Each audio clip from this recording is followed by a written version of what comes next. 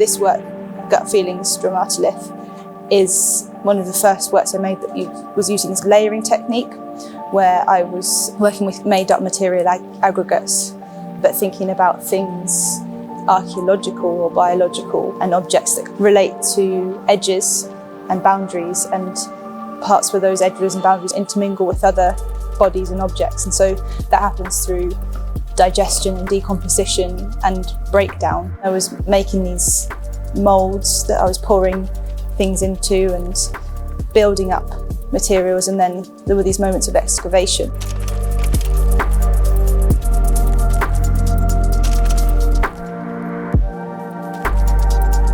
I titled the work Gut Feelings because I was trying to get to that physical idea of digestion, or the moment your tummy rumbles, that act of digestion happening inside you, and it highlights those systems within you. And so that references the action of the gut, which sometimes you don't think about when you're going about your everyday life. This work in particular has dog chew in it and rock salt. And there were two others that were made at the same time, and they contained fake nails and lipstick and chewed gum, materials that have a bodily relationship that become these archaeological or mineral markers that outlive living bodies. It also talks about the things we use, the things we throw away, and environment or bodily implication. I guess it becomes about agency of objects and our relationship with them.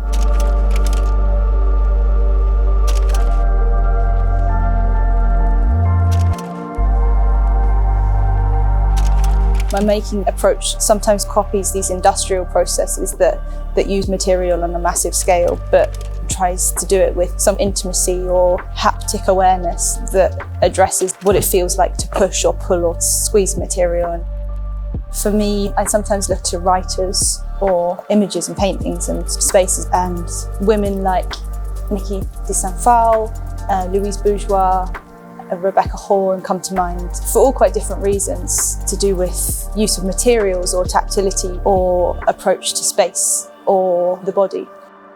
A lot of the time I work by myself in my studio or with the help of my partner, but for me it's really important to have those moments of decision making where I can pull something in or take something away, and the material unknowns are a very important part of it. A lot of the making process in my work relies on instinct or changing things at the last moment, or material emergencies or spillages then become a really central part of the work, and that's something that's almost impossible to predetermine.